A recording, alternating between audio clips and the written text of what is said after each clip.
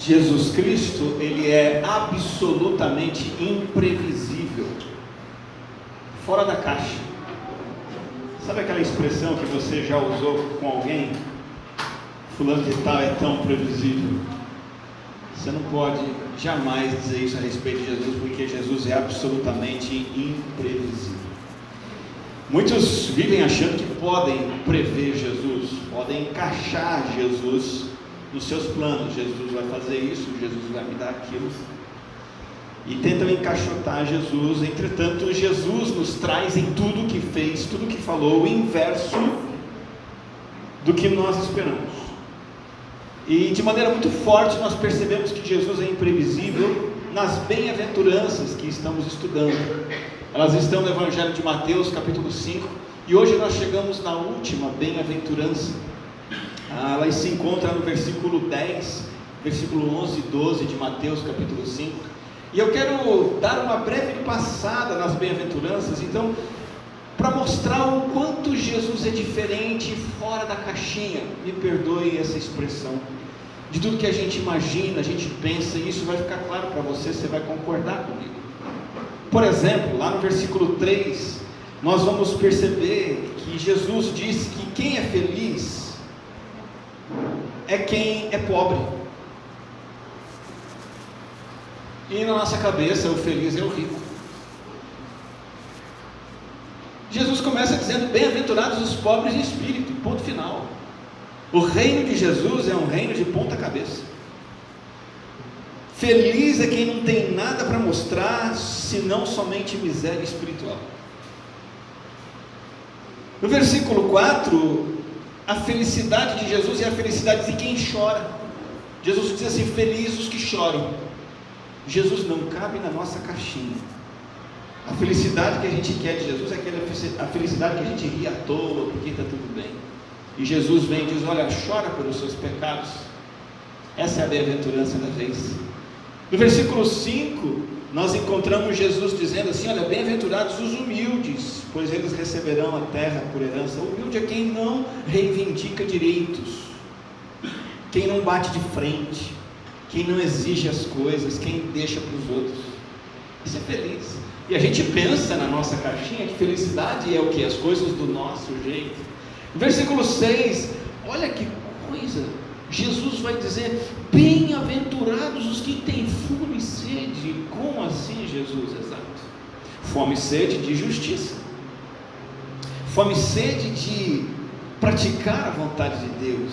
E ele vai dizendo: bem-aventurados os puros de coração, no versículo 8. Bem-aventurado é quem tem pureza de coração, integridade de coração, santidade de vida.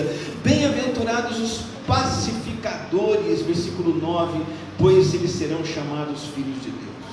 O reino que Jesus está trazendo é um reino de ponta cabeça, e eu diria de ponta cabeça, inclusive em relação ao que a maioria das igrejas estão pregando e ensinando, porque eu temo dizer que a maior parte das igrejas evangélicas estão pregando o contrário das bem-aventuranças. E Jesus, para nos dar o golpe final, para nos mostrar que o reino dele é um reino de ponta cabeça, e quebrar todas as nossas previsões, a última bem-aventurança vai destacar ainda mais o quanto não podemos colocar Jesus na nossa caixinha. Preste bastante atenção como Jesus termina essa rota da felicidade. Veja na sua Bíblia, no versículo 11, versículo 10: bem-aventurados os perseguidos por causa da justiça, pois deles é o reino dos céus. Irmão, irmã, leve a sério o versículo 11. O versículo 11 diz assim: bem-aventurados serão vocês quando por minha causa os insultarem.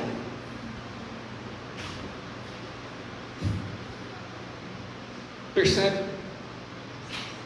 Quando os perseguirem e levantarem todo tipo de calúnia contra vocês. Verso 12: alegrem-se e regozijem-se, porque grande é a sua recompensa nos céus, pois da mesma forma perseguiram os profetas que vieram antes de vocês. A nossa felicidade está associada a ter as contas pagas, né? Essa é a felicidade de adulto, né? Estou feliz porque paguei as contas do mês.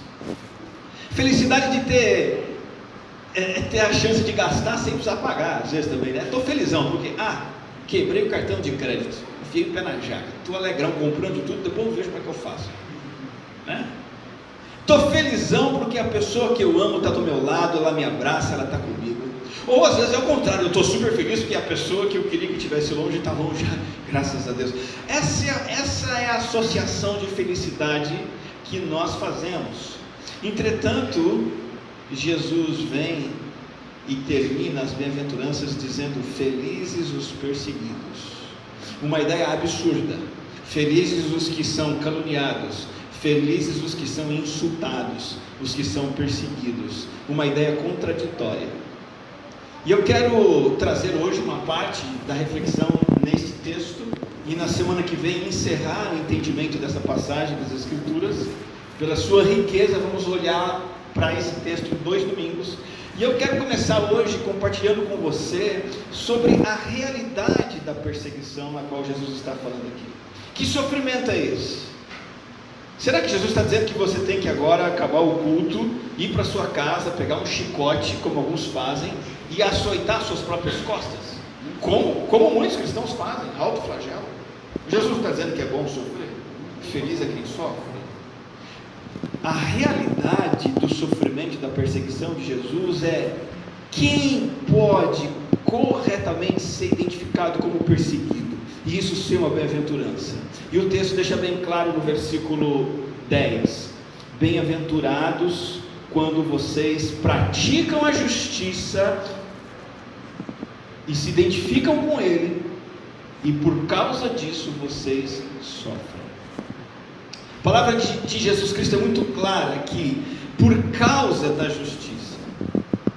Veja, sofrer porque você se autoimpõe o sofrimento do autoflagelo, do jejum, o sofrimento seja lá qual for, não é válido.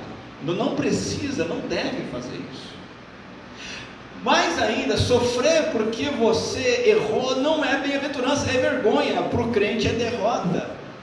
Para o crente ser punido e castigado, né, tomar aquela multa porque ultrapassou o limite de velocidade, isso é vergonhoso para o crente, né? Sofrer tirando uma nota baixa porque não estudou, eu tirei nota 0, isso é vergonha, né?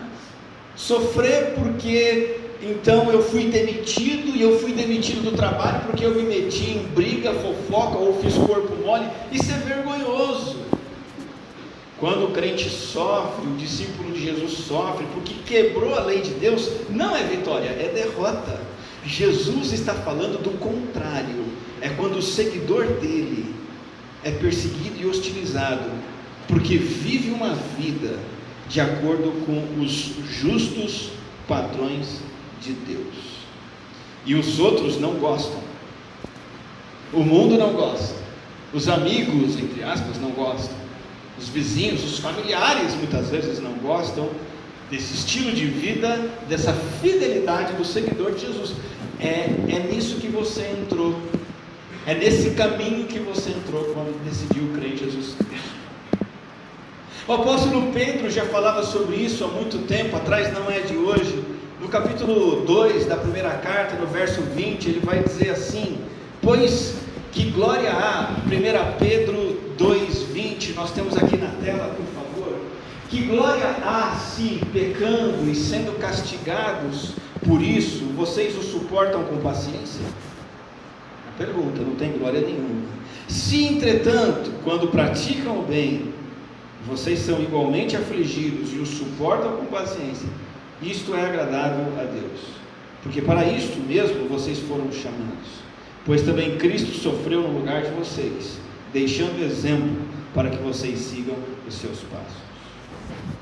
Veja o que Pedro está trazendo para nós. Não tem vantagem nenhuma sofrer porque você erra, mas se você sofre porque faz o bem, então isso é agradável a Deus, vocês são felizes, esse é o chamado de Cristo. E aí você olha para mim e diz assim: poxa vida, ser fiel a Cristo lá no meu casamento, ser fiel a Cristo com o meu dinheiro, ser fiel a Cristo lá na internet, ser fiel a Cristo no meu dia a dia já é difícil, e agora você está dizendo que além dessa dificuldade eu ainda tenho que lidar com o efeito colateral disso? Sim, estou dizendo isso. E você diz, por quê? Por causa de um conflito espiritual constante que existe no mundo, e você precisa ter bem claro de qual lado desse conflito você está. Ou você está de um lado ou do outro, não tem como estar no meio. Que conflito é esse? É o conflito entre dois sistemas de valores que nunca vão casar um com o outro, tá? Se você acha que a direita brasileira nunca vai casar com a esquerda brasileira, né? Esse é o debate de hoje, o Bolsonaro e o Lula. É mais fácil você ver o Bolsonaro e o Lula se abraçando do que ver uma reconciliação espiritual acontecendo, como você vai perceber. É mais fácil você ver Israel se reconciliando com os palestinos do que enxergar as trevas se reconciliando com a luz. O conflito espiritual irreconciliável que existe no mundo é o conflito entre as trevas e a luz, e elas nunca vão dar as mãos e ter parceria. A questão é você escolher de que lado você está. E se você estiver do lado de Deus, o mundo vai estar do lado oposto. O mundo se aborrece da justiça, com a justiça do reino de Jesus Cristo. O mundo não gosta, o mundo rejeita, ele acha careta seguir Jesus fielmente. O mundo acha ultrapassado, o mundo acha fanatismo, o mundo odeia. 1 Pedro capítulo 4 vai dizer para nós o seguinte, no versículo 3: no passado vocês desperdiçaram muito tempo praticando o que gostam de fazer aqueles que não creem. Então ele está falando, vocês estavam nas trevas, e vocês desperdiçaram tempo com o quê? Com imoralidade, desejos carnais, farras, bebedeiras e festanças desregradas, além da detestável adoração de ídolos. Vocês desperdiçaram tempo nisso, isso estragou a vida de vocês, vocês estavam nas trevas. Mas agora, vocês estão na luz, o que acontece? As pessoas que ainda estão nas trevas vão aplaudir você? Não, elas ficam surpresas quando vocês deixam de participar de suas práticas desregradas e destrutivas, e não somente ficam surpresas, como elas vão difamar. O apóstolo Pedro está dizendo, é natural que as trevas odeiem a luz, é natural que as trevas odeiem você e a mim, é normal, é esperado. Então é por causa da justiça, por causa da prática da justiça no versículo 10. Mas essa realidade da perseguição também se mostra no versículo 11 de uma maneira também mais específica, não somente por causa da justiça, mas por causa do compromisso com Jesus. Veja o versículo 11: bem-aventurados serão vocês quando por minha causa fizerem tudo isso, insultarem, perseguirem, etc, etc. Não só por causa de praticar a justiça, mas porque você se identifica como seguidor de Jesus. Você bate na mesa e diz, eu sou crente, eu sigo a Cristo, eu não sirvo Maria, eu não sirvo os ídolos, eu não sirvo religiões, eu não sirvo a internet, eu não sirvo o pecado, eu só tenho um Senhor na minha vida, eu sou um seguidor de Jesus Cristo. E Jesus está dizendo, se você sofrer por isso, bem-aventurado. E esse é mais uma vez o reino de ponta cabeça do nosso Senhor Jesus Cristo. Deixa eu falar uma coisa para você. Você deve estar pensando assim, mas o mundo gosta de Jesus? Gosta? O mundo gosta de Jesus? Gosta.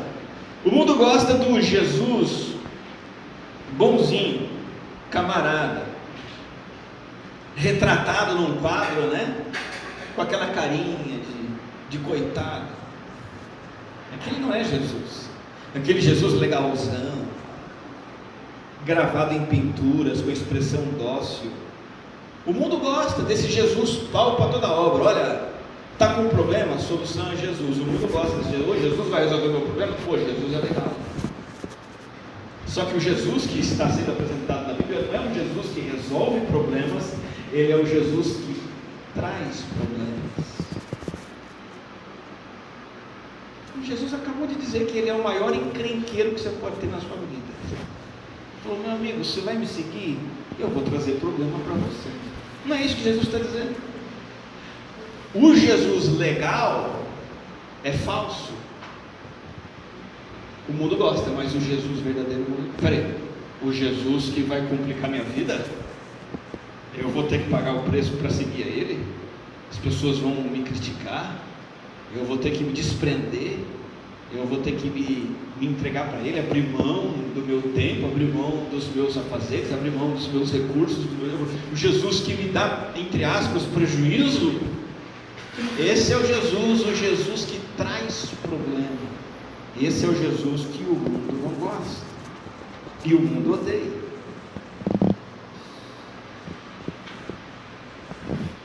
Quando Jesus estava aqui na terra, ele já enfrentou esse ódio. E esse ódio por Jesus aqui na terra foi tão grande que levaram ele para a cruz. E ainda hoje o mundo continua odiando Jesus. Em João 15, 20, o Senhor Jesus se dirige aos seus discípulos e diz: vocês se lembram do que eu lhes disse? Olha, o escravo não é maior do que o seu senhor? Jesus fez uma pergunta: estão lembrados que eu falei isso? Então, o escravo não é maior do que seu senhor. Vocês são meus escravos. Então, uma vez que me perseguiram, também os perseguiram. Essa é a realidade da perseguição, do Jesus que não resolve o problema, um Jesus que te traz problema. Mas ele te traz um problema, que é uma bem-aventurança. Não existe nenhuma bem-aventurança parecida com essa em nenhum lugar do mundo e por toda a eternidade. Veja, destaco e repito: não se trata de sofrer por algo errado que você disse ou fez, mas simplesmente porque você disse: eu sou cristão. Então você é ridicularizado, desprezado e agredido. A fé verdadeira custa, tem um preço, e um dos preços é a perseguição. Caso contrário, a fé cristã é só uma crendice falsa e passageira. O discípulo de Jesus é perseguido por ser um determinado tipo de pessoa e se comportar de uma determinada forma. Então esta é a realidade da perseguição. E eu quero avançar agora para os tipos de perseguição que podemos sofrer e que Jesus nos apresenta nesse texto. E no versículo 10, o primeiro tipo de perseguição é a perseguição com a espada. E por que eu digo espada? O versículo 10 não fala de espada, não fala, mas a palavra perseguidos é uma palavra que significa ir atrás de alguém para ferir. E a maneira como se feria alguém naqueles tempos era com a espada. Então a primeira maneira pela qual a perseguição ao crente acontece é pela espada. Acredite se quiser, para você é difícil imaginar, porque você está num Brasil democrático, num Brasil livre, num Brasil cristão, entre aspas. A gente não sabe o que é isso, mas ao longo da história da igreja e ainda hoje, a espada persegue os seguidores de Jesus. Só para você ter uma ideia, os apóstolos de Cristo, todos eles foram perseguidos de forma implacável, tá? O Mateus, que escreveu esse evangelho, o Pedro, que escreveu alguns versículos que lemos hoje. Os apóstolos de Jesus, diz Paulo, eram considerados o lixo do mundo, a escória de todos. Vou dar uns exemplos. André, um dos apóstolos, irmão de Pedro. A história diz que André foi amarrado na cruz para ter uma morte lenta. Pedro ficou preso 9 meses e depois foi crucificado de cabeça para baixo. A história nos diz que Paulo, depois de todo o sofrimento que a Bíblia diz que ele sofreu, a história diz que ele foi decapitado por ordem do imperador romano. Paulo, apóstolo. A Bíblia nos conta que Tiago foi passado ao fio da espada por ordem de Herodes. João, o grande apóstolo João, foi o único que ficou idoso, todos os outros morreram antes. João ficou idoso, mas ele foi deportado para uma ilha prisão. Ele ficou preso numa ilha chamada Ilha de Patmos. Só para você ter uma ideia como a espada faz parte da história dos seguidores de Jesus. Você já ouviu falar no pastor Youssef Nadarkhani? Youssef Nadarkhani não é um contemporâneo de Pedro, Paulo, ele é um contemporâneo nosso. Acredita-se que ele esteja vivo, ele é um pastor iraniano. Ele já foi condenado diversas vezes no Irã por plantar igrejas e anunciar a fé cristã. Tem uma história longa dele lá no site de Portas Abertas. Esse pastor Youssef já foi para a prisão, foi solto da prisão inúmeras vezes, ali sofreu maus tratos, foi exilado, pagou fiança para ser solto várias vezes, e um tempo atrás ele recebeu a sentença e sofreu a sentença. Já que você fica falando dessa fé cristã e plantando igrejas, você sofrerá o castigo de 30 chicotadas do Estado Islâmico, do Estado iraniano. E ele sofreu 30 chicotadas por causa disso. A espada perseguiu e persegue os seguidores de Jesus. Aqui no Brasil, talvez você não leve chicotada nas costas por ser cristão. Eu espero que não. Mas se você levar Jesus Cristo a sério, isso vai trazer alguma perda para você. Nós vamos entender que perdas podem ser essas. Antes eu queria destacar a segunda maneira pela qual Jesus diz que nós somos perseguidos. A primeira é pela espada, a segunda é pela língua. Indo para o versículo 11, Jesus vai falar do sofrimento de ataques verbais. Bem-aventurados serão quando por minha causa atacarem vocês verbalmente, insultando, perseguindo e levantando calúnia. A espada dói, mas a língua também dói. A língua é poderosa, é imortal, é fogo, é veneno, e pode matar a reputação de uma pessoa. E Jesus deixa claro 3 maneiras de ataque verbal que nós podemos sofrer. Aqui, por exemplo, ele fala de sermos insultados e injuriados. A palavra insulto aqui é jogar na cara, maltratar com palavras cruéis que depreciam. Como assim jogar na cara? O que jogaram na cara de Jesus quando ele estava aqui na terra? Você se lembra? Jesus, aquele bêbado, falaram isso para Jesus. Jesus, aquele amigo das prostitutas. Jesus, aquele endemoniado. Jogaram isso na cara de Jesus. Paulo foi chamado de tudo quanto é nome, foi chamado de tagarela. Paulo foi chamado de impostor, falso apóstolo, de tudo. Ao longo da história da igreja, quando você estuda a história da igreja, os seguidores de Jesus receberam todo tipo de insulto público. Por exemplo, sabia que crentes foram chamados de canibais? Porque eles diziam que comiam o corpo e o sangue de Cristo na ceia. Canibais. Os crentes são chamados de imorais, incendiários, rebeldes, e os crentes foram chamados até de ateus. Mas como assim crente ateu? Porque eles não adoravam o Deus romano, os deuses romanos. Então eles eram ateus em relação às divindades romanas. Insulto, jogar na cara. Outro insulto verbal é o insulto da mentira. Mentindo disserem toda coisa ruim contra vocês, de Jesus. A mentira é uma arma diabólica, que é o que? Negar, alterar ou esconder um fato. Irmão, irmã, amigo, amiga, não dá para contar quantas mentiras já foram contadas e levantadas contra os servos de Deus na Bíblia e ao longo da história. Nosso Senhor e Salvador Jesus Cristo, humanamente falando, foi para a cruz por causa de mentiras. Levantaram mentiras contra Jesus. Jesus está se rebelando contra César. Jesus falou que vai destruir o templo. Entortaram as coisas que Jesus falaram, levantaram mentiras contra ele.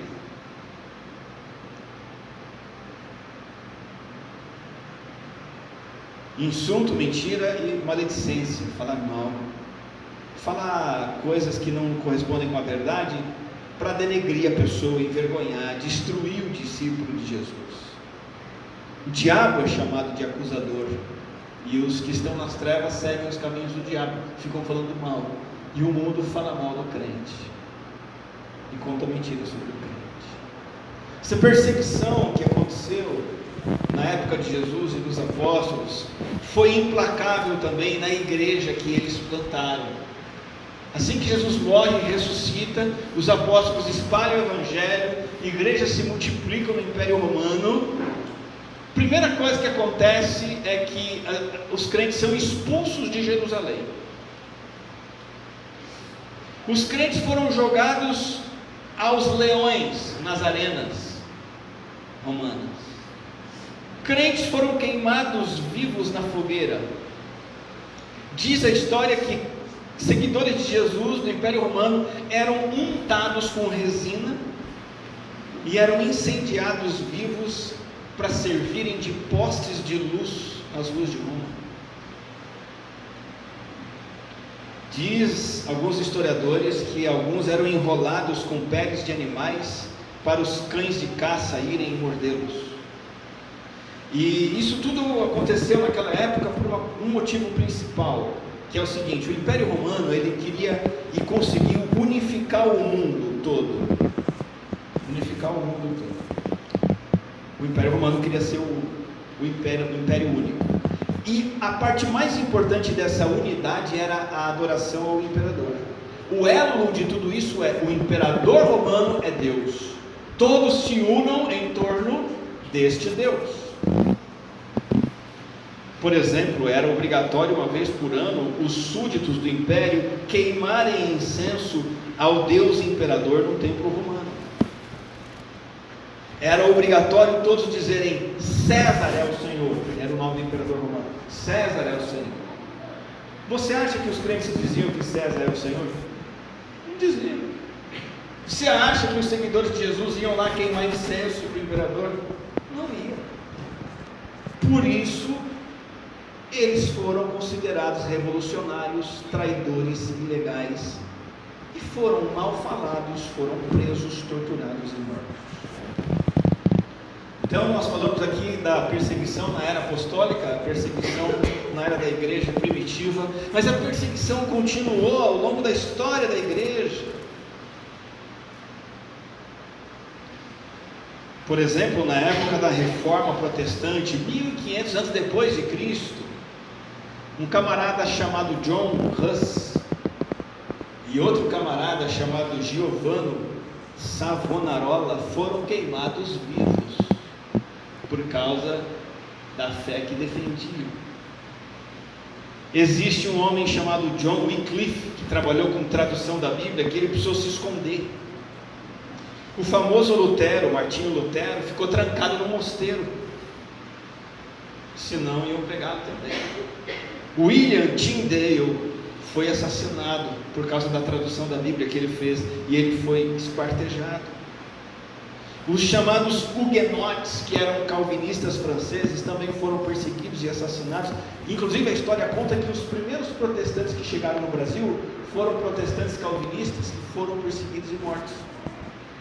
E somente alguns séculos depois é que novamente outros protestantes chegaram e plantaram o protestantismo aqui no Brasil. Você já ouviu falar na noite de São Bartolomeu? Ela aconteceu no dia 24 de agosto de 1572. Na noite de São Bartolomeu, se você vê algum devoto dizendo que é devoto de São Bartolomeu, repreende esse negócio, porque na noite de São Bartolomeu, 70 mil crentes franceses foram esmagados e mortos por causa da sua fé em Cristo. A Inglaterra teve uma rainha, só para você ter uma ideia, que chamava Maria Tudor. E sabe qual é o apelido dela? Maria a Sanguinária. Ela viveu lá em 1550 e ela matou tantos crentes protestantes que recebeu esse apelido, Maria a Sanguinária. Então nós temos a perseguição acontecendo ao longo da história da igreja. E em tempos recentes, como vimos esse pastor iraniano, a perseguição continua acontecendo. Não sei se você sabe, mas em tempos recentes o comunismo ateu matou milhões de crentes no século XX. Países islâmicos hoje perseguem, torturam e matam milhares de cristãos. Eu me refiro novamente ao site de Portas Abertas, que traz informações sobre isso, e por exemplo, lá eles informam os 3 países onde a perseguição é mais intensa, hoje no mundo. Você consegue imaginar quais são os 3 países? Em primeiro lugar, Coreia do Norte. Ore pela Coreia do Norte. Ore por quem é crente ali, porque ele não tem a liberdade que você tem. Ele não pode pregar o evangelho como você pode. Ele não pode dizer que ele é crente como você pode. Ele não pode nada. Em segundo lugar é a Somália. Ore por esse país e pelos crentes que ali estão. Em terceiro lugar, a Líbia. Os 3 primeiros, onde a perseguição é mais intensa: Coreia do Norte, Somália e Líbia. Olha só a estimativa. Pensa num número. Quantos cristãos no mundo hoje 2024, você acredita que estão sofrendo o que Jesus falou aqui? Quantos? Imagina um número. O número que eu tenho aqui, informado pelos pesquisadores, é o número de 365 milhões de cristãos enfrentando algum tipo de dificuldade como resultado de se identificar com Cristo, algum tipo de perda de direitos, de gozação, de ataque, de não poder orar, não poder ir à igreja, não poder ler a Bíblia, não poder evangelizar, coisas desse tipo. Países onde se converter a Jesus é proibido. Países onde a pessoa tem que deixar a casa e o emprego porque ele agora é crente, vai preso, é açoitado, é agredido, é morto. Agora, de que maneira você pode trazer isso para a sua vida hoje?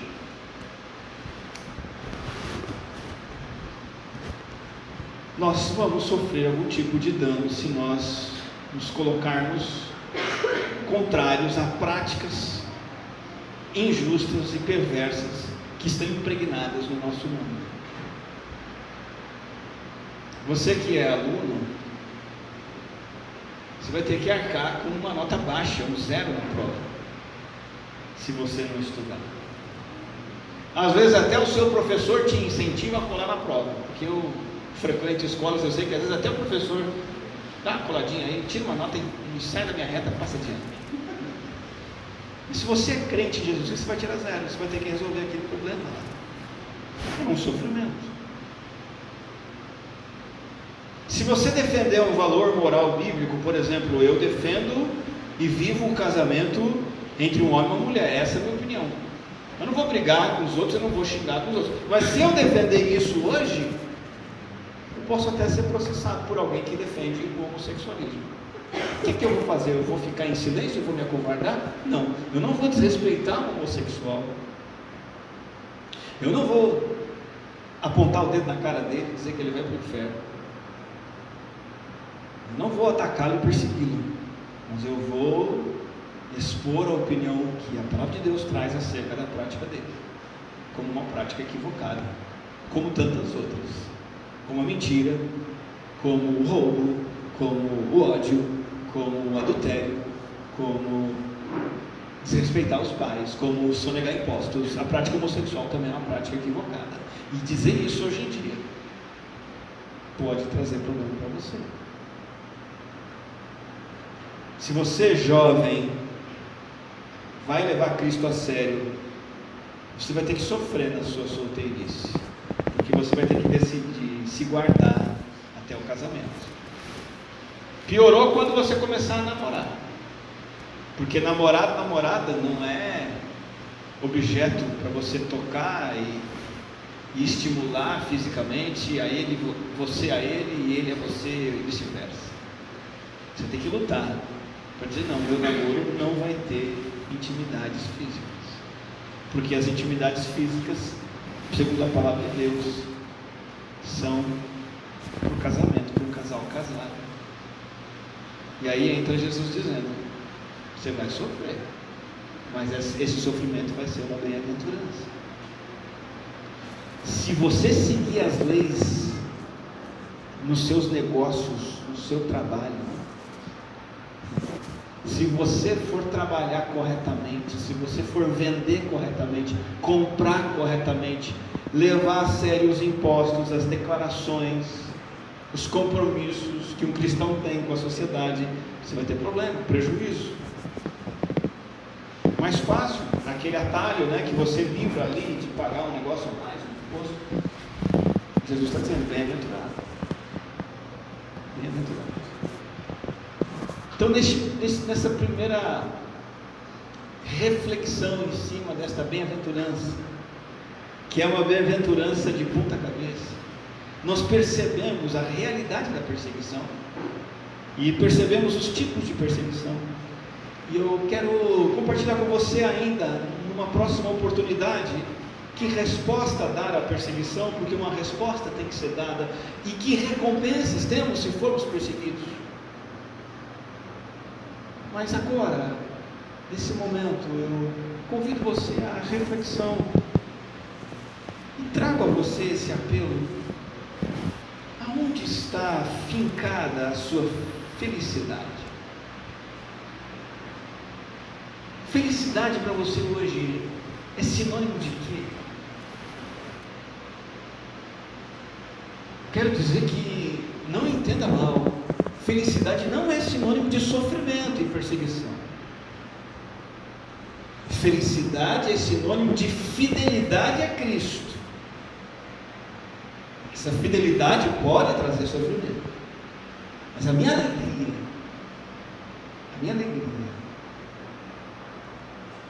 é porque eu ando com Cristo. Ele sofreu por mim. Eu estou disposto a sofrer por Ele, se necessário for. Ainda que haja um dano colateral, a minha felicidade será maior.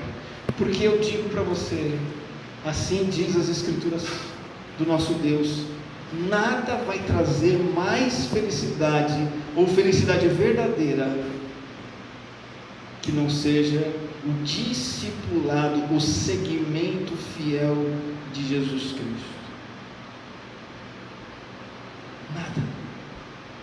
Nada vai trazer mais felicidade para você, ou verdadeira felicidade, que não seja seguir fielmente a Cristo.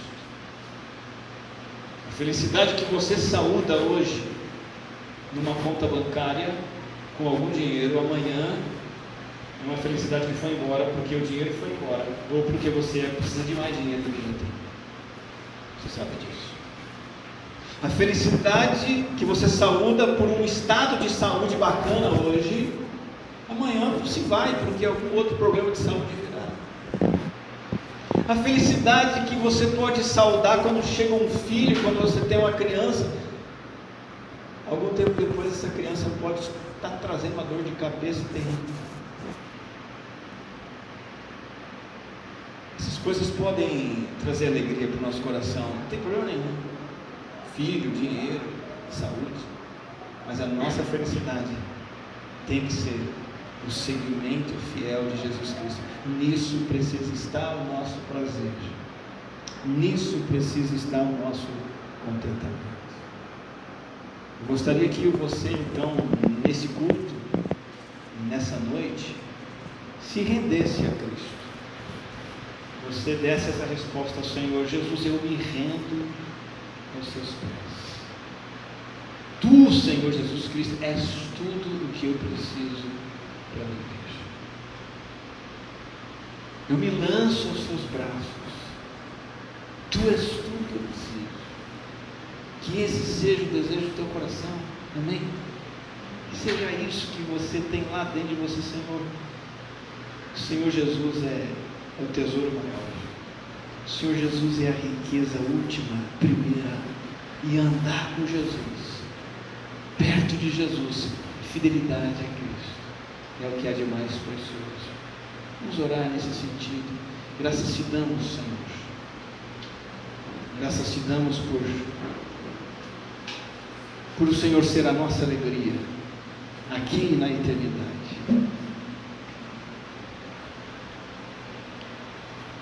Só em Ti, Senhor, está a nossa esperança. Só em Ti está o nosso prazer, o nosso descanso, o nosso consolo. É isso que como igreja declaramos nesta noite. E novamente queremos renovar o desejo e o compromisso do nosso coração.